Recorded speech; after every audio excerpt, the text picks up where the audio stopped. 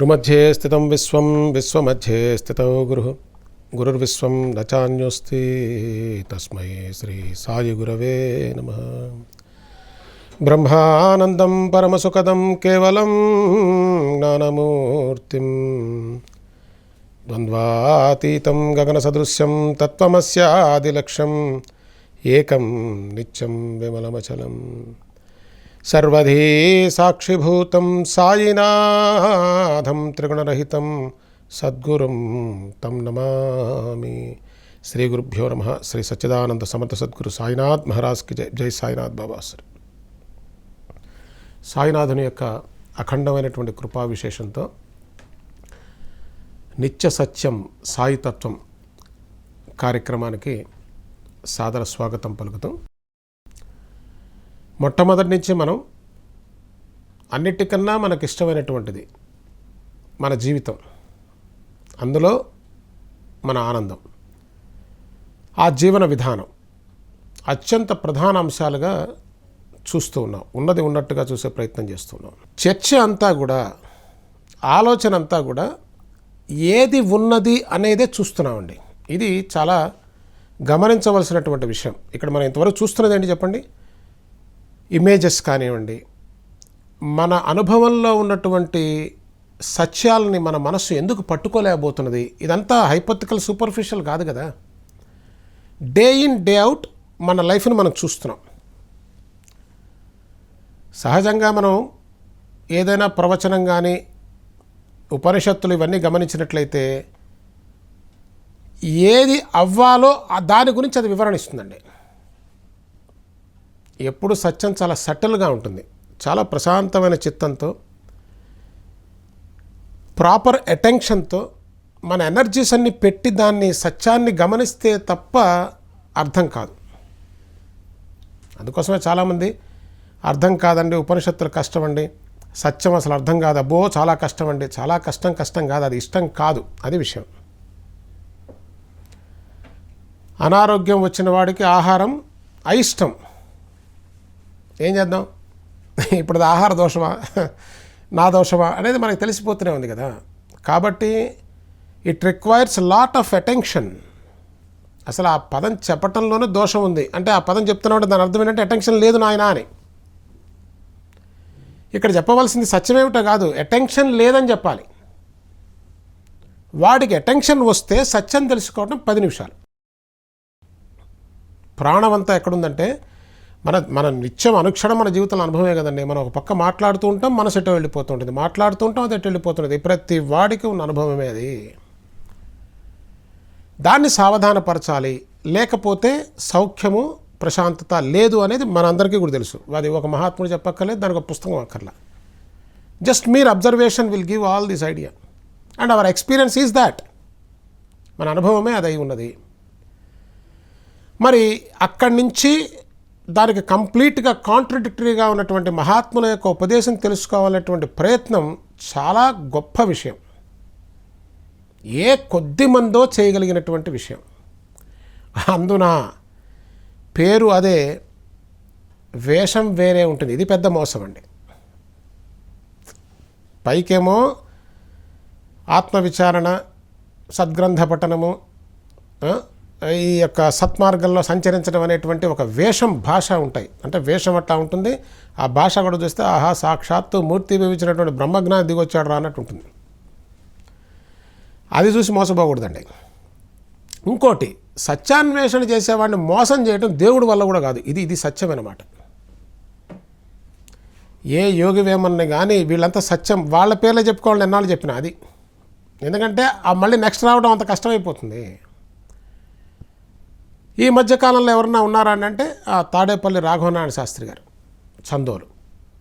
They lived their life అండి. మాతృశ్రీ చుండూరు కామేశ్వరమ్మ గారు, పూలమ్మ గారు, సాయి భక్త లోకంలో వేమూరు వెంకటేశ్వరరావు గారు, they lived that life. They lived that life for whom? వారి కోసమే. మళ్ళీ నేను దేశం కోసం, సమాజం, ఇవన్నీ అబద్ధాలండి, ఇవన్నీ ఒట్టి మాటలు మనం చూస్తున్నాం. ఇంకా తెలుసుకోకపోతే ఎవడేం చేయలేడు. ఈ దేశం కోసం, సమాజం కోసం, దానికోసం ఇదంతా పెద్ద బోగస్.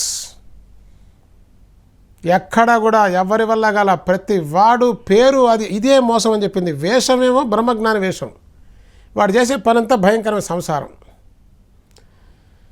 మరి సత్యాన్ని అన్వేషించేవాడు అంటే ఆకలిగా ఉన్నవాడు, బాగా ఆకలితో ఉన్నవాడికి బొమ్మలు చూపిస్తే ఒప్పుకుంటాడండి?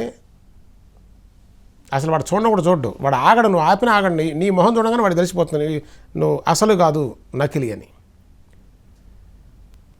ఎందుకని ఇవన్నీ అంటే బాబా కూడా అది చెప్తారు, ఇక్కడి నుంచి పైకి వెళ్ళే మార్గం ఉన్నదని దీక్షిత్కి సమాధానం చెప్తే ఏం చెప్పారంటే, ఒరే నాయన మధ్యలో బోలెడు గోతులు ఉంటాయిరా అని చెప్పారు. నువ్వు మార్గదర్శకుడు కనుక నీ పక్కన లేకపోతే గోతుల్లో పడిపోతావు. మార్గదర్శకుడు అంటే వ్యక్తి కాదండి, ఇవన్నీ మనకు భ్రమలు. మార్గదర్శి అంటే ఎవడో ఉండాలి, వాడు స్పెషల్ గెటప్లో ఉండాలి, వాడు భాషణ విచిత్రంగా ఉండాలి, మనకు అర్థం ఇవంతా పిచ్చిగోల. మార్గదర్శకుడు అంటే నీలో ఉన్న నిజాయితీనే నీ మార్గదర్శకుడు. ఎవడుంటాడు పక్కన, నీ పక్కన ఎప్పుడు ఎవడు ఉంటానికి వీల్లేదు అసలు. గురువు అంటే నువ్వు రూపం అనుకుంటున్నావు కాబట్టి మీతో ఉండాలంటుంటాం మనం, ఇదో గోల. అసలు నీతో ఉన్నదే గురువురా నాయన. కాకపోతే భావాన్ని బట్టి సందర్భాన్ని బట్టి దాన్ని గురువులు యాక్సెప్ట్ చేస్తారు, అది వేరు విషయం. వాస్తవానికి వస్తే మరి సాయిబాబా చెప్పలా, నీ హృదయాంతర్వర్తిని నేను, చరాచర జగత్తు మొత్తం నేనే ఉన్నాను. ఏమర్థమైంది చెప్పండి?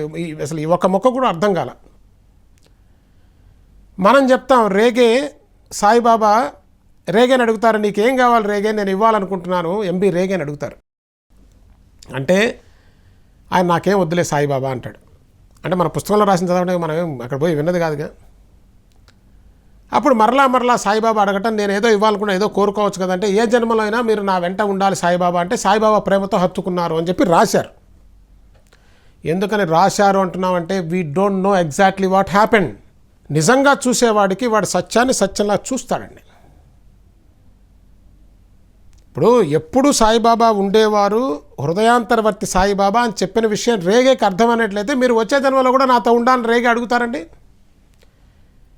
దాన్ని సాయిబాబా శాంక్షన్ చేసినట్టు కవగలించుకున్నారని చెప్పి రాస్తారు. వాస్తవమై ఉండొచ్చు, వాస్తవం విషయం కాదు ఇక్కడ. నీకు తెలిసిన స్థాయిని కూడా సాయిబాబా యాక్సెప్ట్ చేస్తారని తెలిసింది. అంటే ప్రేమ చేత చెప్పినటువంటి మాట అది అని సాయిబాబా ప్రేమగా కౌగిలించుకున్నారనేటువంటి విషయం మనకు తెలిసింది. దానికి భాష్యం కూడా భరద్వాజ గారు రాశారు. అసలు ఎంత అద్భుతంగా ఉంటుంది చూడండి. అసలు ఆ భావజాలం మనం దాచలేం. భరద్వాజ గారు ఏం రాశారు అక్కడ, నీకేం కావాలో కోరుకో అంటే ఈయన మధ్యలో ఇంటర్ప్రిట్ చేశారు, ఒక లైన్ యాడ్ చేశారు. ఏమని, అక్కడ నేను ఉన్నట్లయితే, ఇది మన అందరికీ ఉంటుంది, ఇది నేనుంటే ఈ కంపారిజన్ వచ్చేస్తుందండి. అక్కడ నేను ఉన్నట్లయితే నేను సాయిబాబా మీ అంతటి మహాత్ముడిని నన్ను చెయ్యండి అని నేను అడిగేవాడిని. అక్కడ అప్రిషియేట్ చేయాలి భరద్వాజ గారిని, ఎందుకంటే ఆయన సత్యం చెప్పారు. మళ్ళీ రేగా చెప్పినట్టు బాబా నాకు మీరే కావాలి ఇట్లాంటి మాటలు చెప్పలేదు ఆయన. ఆయనకి ఏం కావాలో ఆయన చెప్పారు అని ఎలా నువ్వు చెప్పగలవంటే ఇక్కడ స్టేట్మెంట్ ఉంది కదా, సమన్వయం అయిపోతుంది అని వెంటనే దానికి సమాధానం కూడా భరద్వాజ మాస్టరే రాశారు. ఏమని, అప్పుడు బాబా నాయన నీకు ఇంకా ఆ పరిపక్వత రాలేదు, వచ్చినప్పుడు వస్తుంది, అవకాశం కూడా కోల్పోయేవాడిని అనేటువంటి వాక్యం కూడా రాయటం జరిగింది. ఇదండి ఈ విధంగా మనం చూస్తే వాస్తవంగా వారి యొక్క మానసిక స్థితి మనకి అర్థమవుతుంది. This is called enquiry. Enquiry అనేది ఒక అగ్ని అండి, జ్ఞాన అగ్ని ఎంక్వైరీ అనేది. ఎంక్వైరీలో భయం ఉన్నవాడు ఎంక్వైరీ చేయలేడు అసలు. ఎందుకంటే వాడు నమ్మిన దాన్ని వాడు క్వశ్చన్ చేయాలి. ఎంక్వైరీ అంటే అది, అంతేగాని నేను నమ్మిన దాన్ని నేను భజన చేయటం కాదు. నేను నమ్మిన దాన్ని నేను క్వశ్చన్ చేస్తే నిలబడదండి, అది వచ్చిన విషయం. నేను ఎప్పుడైతే ఒకటి నమ్మానో ఒక సిద్ధాంతాన్ని, ఏదో కారణం చేత, ఏ కారణం కాదండి, ఒకటే కారణం, భయం. మీరు ఫియర్, భయము చేతే నేను ఒకదాన్ని నమ్ముతాను. ప్రశ్న వేసేటప్పుడు భయం ఉండకూడదు. చూడండి కాంట్రడిక్షన్ ఎలా ఉందో. ఈ ప్రశ్నించే మనస్తత్వం ఉన్న వ్యక్తికి భయం ఉండదు, ఉండని వాడే ప్రశ్నిస్తాడు. ప్రశ్నించినప్పుడు నీ భావం వీగిపోతుంది, నిలబడదు. ఏమిటి దీనికి ప్రమాణం అంటే, రామకృష్ణ పరమహంస గారు ఒక ఉదాహరణ చెప్పారు. మళ్ళీ పేర్లు చెప్పటం నిజంగా చెప్పాలంటే నా దృష్టిలో వేస్ట్. ఎందుకని, రామకృష్ణ పరమహంస గారు చెప్పింది, రమణ మహర్షి గారు చెప్పింది ఒకటే. ఇప్పుడు ఎవరి పేరు చెప్పాలి? ఇద్దరు చెప్పింది ఒకటే. చూడండి ఎట్లా సమన్వయం అవుతుందో. ఏమిటదంటే,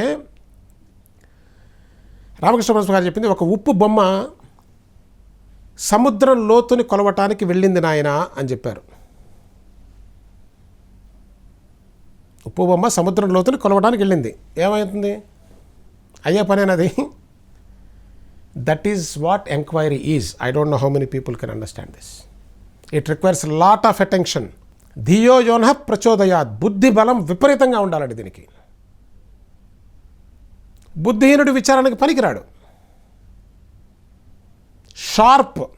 షార్ప్ ఎడ్జ్ లాగా ఉండాలి. ఉన్నప్పుడే ధైర్యం ఉండాలి, తెలుసుకోవాలన్న తీవ్ర తపన ఉండాలి. ఇమ్మీడియట్లో ఏది రాబోయినా అసలు విచారణకు పనికిరాడు, విచారణ చేయలేడు. అందుకోసమే విచారణ మార్గంలోకి వచ్చేవాళ్ళు చాలా తక్కువ ఉంటారు. ఎందుకని? మన జీవించడానికి సమయం సరిపోవట్లా, మనకు ఆ ప్రశాంతత ఎక్కడిది? అంత కాన్సన్ట్రేటెడ్ ఎనర్జీ ఎక్కడుంది? అంత డిసిపేటెడ్ ఎనర్జీ ఉంది, కానీ కాన్సన్ట్రేటెడ్ ఎనర్జీ లేదు. ఎందుకని? ఇది చాలా వీక్గా ఉండటం వల్ల ఏదైనా కూడా ఇన్ఫ్లుయెన్స్ అయిపోతుంది, ఇది మారిపోతూ ఉన్నది. There is no proper direction. Simple logic. Enormous energy is required for this. మహాత్ములు పిచ్చివాళ్ళు అయిపోయి కొండ గుహల్లో కూర్చోలేదండి. ఒక మహాత్ముని యొక్క దృష్టి అర్హత ఉన్న వాళ్ళని 1000 కోట్ల మందిని సన్మార్గంలో సంచరింపజేస్తున్న ఈ రోజున మనిషి బ్రతకటానికి ఒక హోప్, ఆలవాలం అనేది ఏదైనా ఉన్నది అంటే అది మహాత్ముల యొక్క జీవితమే తప్ప అన్యం కాదు. మన కంఫర్ట్ కాదండి. మన పేటీ ఏసీ రూమ్స్ రోగాలకి నిలయం. మనం చాలా గొప్పగా అనుకుంటుంటాం. ఏసీ అది లేదు కాబట్టి ఉన్నవాడికి తెలుస్తుంది, వాడికి ఉన్న రోగాలు చెప్తుంటాయి, ఎన్ని రోగాలు ఉన్నాయి. మనం తినేటువంటి భయంకరమైన ఫుడ్ మన జీవితం ఇంత అధోగతిలో పాలవటానికి మన ప్రోగ్రెస్, మనం అనుకునేటువంటి so called progress is the reason for it. We should be ashamed for our life style అండి. ఇంకా దాన్ని చాలా గొప్పగా చూస్తుంటాం. ఇంతకన్నా మూర్ఖత్వం ప్రపంచంలో అసలు ఏమీ లేదు. సత్యం ఎప్పుడు కఠినంగానే ఉంటుంది. మహాత్ముడికి స్వార్థం ఉండదు కాబట్టి సత్యం కొండ బద్దలు కొట్టినట్టు చెప్తాడు. ఎందుకంటే he doesn't want anybody certificate, because all these certificates ఇంతకుముందు మనం చూసినట్టుగా all are going to end one day abruptly. The beauty is you don't know which day it is.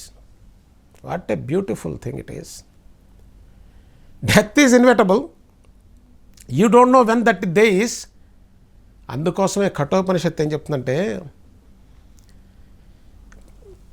You die before you really die. మనకెక్కడ అర్థం అవుతుంది చెప్పండి? ఇది అర్థం అవుతుంది ఎవడికంటే కడుపులో బడబాగ్ని, ఆకలి మండిపోతున్న వాడికి ఆహారం ఎక్కడుంటుందో పట్టుకుంటాడండి. Because we are not attentive. చేస్తున్న సాధన ఏంటంటే తగిలించుకున్న మురికిని వదిలించుకోవటం అండి, అంతకన్నా ఏం లేదు. మురికి ఉన్న గుడ్డకి రంగు పట్టదు కదా. డిస్టార్టెడ్ విజన్కి క్లారిటీ ఎక్కడుంటుంది చెప్పండి?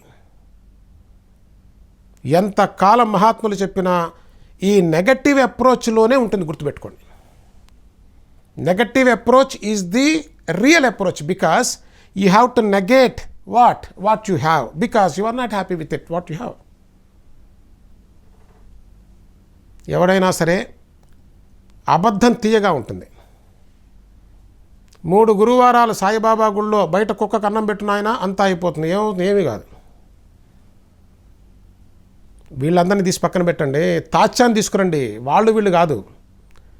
సాయిబాబాకి బహిప్రాణమైనటువంటి తాత్య 24 గంటలు సాయిబాబా పక్కన గడిపిన తాత్య జీవితం బాబా మహాసమాచారత అత్యంత సామాన్యమైన జీవితంగానే గడిపాడు తప్ప never been the divine or glorified or fulfilled life. It's a normal life he led. So it's a very serious thing. One has to pay 100% attention. For whom? For your sake. So ఈ సంభాషణ అంతా దేనికి అంటే be attentive. మ్యారేజ్లో చెప్తుంటారు కదా, సావధాన గోతులో పడతాడు. సావధాన వాడు చెప్పే సావధానం, ఇటు కొట్టే డప్పు, వాడు బట్టం ఒకటేసారి అయిపోయాయి. ఏదో దాంట్లో కనుక జాగ్రత్త బళ్ళని పరివేస్తుండే. మన వద్దకు కూడా అలాగే అయిపోతున్నది. So it is very, very, very serious thing because we are not serious enough. We are taking it very casually. అంతా బాబా చూసుకుంటారులే. నో, ఎక్కడా చెప్పాల సాయిబాబా. చూపించండి నాకు ఒక చోట సచ్చరిత్రలో. ఆ మాట మనం చెప్తున్నాడు, అది భయంలోంచి మన సెక్యూరిటీ కోసం వేసుకునే ఒక అబద్ధపు లైన్ తప్ప Saibaba never said you sit there, I will take care of everything. Upasani బాబాకి చెప్పలేదండి. మనకు ఎట్లా చెప్తారు చెప్పండి? మనం క్రితం ఎపిసోడ్లో ఒక విషయాన్ని గుర్తు చేసుకున్నాం. భగవాన్ నిత్యానంద గణేష్ పురి ఆయన చెప్పిన అద్భుతమైన విషయం ఏమిటి? మహాత్ములు నీకు సహాయం చేస్తారు తప్పకుండా. ఎందుకు? మన వాళ్ళు అన్నారు మేము భక్తులం అండి అంటే అది పెద్ద హాస్యాస్పదమైన విషయం. We know what we are. We can tell so many stories to other people but we cannot answer our sorrow, our fear. నా బాధకు నేను సమాధానం చెప్పలేనండి. నేను ప్రపంచం మొత్తానికి అబద్ధం చెప్పచ్చు. What good it is? వారు చెప్పారు సత్యం. ఏమని? నీవు సత్య మార్గంలో సంచరిస్తావని ఒకే ఒక చిన్న దృష్టితో వారు నీకు సహాయం చేస్తారు. That's all. Nothing more, nothing less. Are you fond of money? Then you are a భయంకర సంసారి. Your words has no value. నువ్వు బ్రహ్మాండంగా మాట్లాడచ్చు, 100 పద్యాలు చెప్పు, కింద పడు మీద పడు. నో. అందుకు మనం సాయిబాబాని ప్రమాణంగా తీసుకుంటాం. అందుకు మనం భగవాన్ రమణ మహర్షి గారిని ప్రమాణంగా తీసుకుంటాం. అందుకు రామకృష్ణ పరమహంస గారిని ప్రమాణంగా తీసుకుంటాం. అందుకు స్వామి వివేకానందని ప్రమాణంగా తీసుకుంటాం. అందుకు జిడ్డు కృష్ణమూర్తి గారిని ప్రమాణంగా తీసుకుంటాం. 1000 కోట్ల ఆస్తి అండి. పిచ్చి మాటలు కాదు, పిచ్చి వ్యవహారం కాదు. 1000 కోట్ల ఆస్తికి ఆ రోజుల్లో he is the monarch. One day he has come out and said, this is all nonsense. I don't need any followers, I am going out. What a human being he is. Hats off. Sai Baba never ever sanctioned the entertainment. ఇంత భయంకరంగా ఉంటుంది సత్యం. మనకు అసలు entertainment లేకపోతే మనకు తోచదు. పల్లకీ ఉత్సవం కానీ హారతులు కానీ సాయిబాబాకి ఇష్టమని మనం అనుకుంటున్నాం కదా. మనకి సాయి సచరిత్ర బాగా తెలిసినట్టే. ఎన్నిసార్లు సాయిబాబా పళ్ళాలు ఇసిరి బారేశారండి. నీ హారతలు ఎదిగేత ద్రబా నోరు మూసుకొని. చెప్పిన విషయం అర్థం కాదు. For what purpose all this? You know why? We need some kind of amusement. We need some kind of entertainment. We try to seek some satisfaction out of the entertainment. No, nonsense. What Baba says is, look at the truth. Why can't you look at the truth? రామదాసికి చెప్పలేదా అండి? ఏమి రామదాసివయ్యా నువ్వు? ఆ విష్ణు సహస్రనామం నీకు నోటుకొచ్చు కదా. ఆ పుస్తకం తీసి మన శ్యామాకిస్తే నువ్వు కింద మీద అయిపోయి యుద్ధానికి పోతున్నావు. ఎందుకయా నీ విష్ణు సహస్రనామం పారాయణ ఎందులో బారేను? ఏం తెలుసుకున్నావు నువ్వు? ఊరికే వల్లి వేయటమే తప్ప ఇసుమంత మార్పు నీలో రాలేదు కదా. ఇది తెలుసుకోవటం కోసం సచ్చరిత్ర అండి మనకి. అంతేగాని ఆ డేట్లోను ఆ దిక్కులోను ఎక్కడ జరిగింది వీటి వల్ల ఏమిటి ప్రయోజనం? ఎవడో సాయిబాబా పలానా సంవత్సరంలో వచ్చాడు, ఇంకో సంవత్సరం ఎప్పుడు వస్తే ఏముంది నాయన, సాయిబాబా చెప్పింది ఏమిటి అజ్జుడు.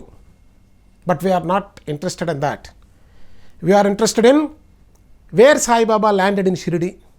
ఎందుకని? We want to build a temple there. ఎవడేం చేయలేడండి. సాయిబాబా కాదు కదా, సాక్షాత్తు పరమేశ్వరుడు చెప్పిన చివరి దండం పెట్టి వెళ్ళిపోవాల్సిందే. సాయిబాబా చేసిన పని అదే. కొన్ని సందర్భాల్లో సాయిబాబా విసుగు పుట్టిపోయి తలకాయ పగిలిపోయి, ఒరే నాయన నాతో కాదురా దండం పెట్టేసి నేను వెళ్ళిపోతున్నా అని చెప్పి వెళ్ళిపోయారు. ఆ సందర్భంలో ఒకసారి పరమ అసహ్యం వేసిపోయి జుగుప్స కలిగి వీళ్ళ యొక్క ప్రవర్తన, వీళ్ళ జీవన విధానం చూసి అల్లాని ప్రార్థిస్తున్నాను, మొత్తాన్ని ఖతం చేసి పారేయండి రా. అది దట్ ఈజ్ ద యాక్చువాలిటీ. మనం చూడాల్సిన అదండి. అంతేగాని సాయిబాబా నాకు అది ఇచ్చారు, సాయిబాబాది ఇచ్చారు కాదు. ఎందుకు ఇస్తున్నారు? ఇచ్చారు కరెక్టే. సాయిబాబా ఇవ్వకపోతే మనం ఎక్కడ బతుకుతామండి అసలు?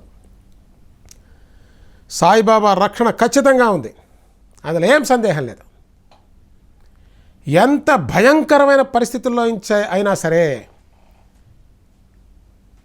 బాబాని ప్రార్థన చేయడంతో తీసి బయట పారేస్తారండి సాయిబాబా. కొన్ని వేల ఉదాహరణలు చెప్పవచ్చు. ఎవరెవరికి చెప్పక్కర్లా, ఎందుకంటే ప్రతి వాళ్ళ జీవితంలో కొన్ని కోట్లు ఉన్నాయి. వాటికి కొదవ లేదు. కానీ మన మార్పులోనే చాలా పెద్ద కొదవ ఉన్నది. మనం ఇంకా ఈ సంసారంలోనే పరిగెడుతూ ఉన్నాం. పైగా ప్రశ్నిస్తున్నాం, ఎట్లా వదిలేస్తామండి మోహాన్ని? అంటే సాయిబాబా చేసింది మొత్తం గోవింద అంతేగా. ఇప్పుడు ఆయన చెప్పింది అది ఎక్కడండి సాయిబాబా చెప్పింది? సాయిబాబా సంసారాన్ని వదిలేమన్నారా అని మళ్ళీ అడుగుతాం మనం, ఎందుకంటే మనకు వదిలేయడానికి ఇష్టం లేదు కాబట్టి. ఎన్నిసార్లు చెప్పారో. ఉపాసనకి చెప్పిందేంటి? మహల్సాపతికి చెప్పిందేంటి? దీక్షిత్ గారికి చెప్పిందేంటి? బాపు సాహెబ్ జోక్కి చెప్పిందేంటి? బలరాం మన్కర్కి చెప్పిందేంటి? నార్కేకి చెప్పిందేంటి? సాయిబాబా చెప్పిందంతా అదేనండి. కాకపోతే మనకు ఇష్టం లేదు కాబట్టి దానిపైన ఒక స్వీట్ కోట్ వేసేస్తాం, సాయిబాబా అన్నీ చూసుకుంటారు.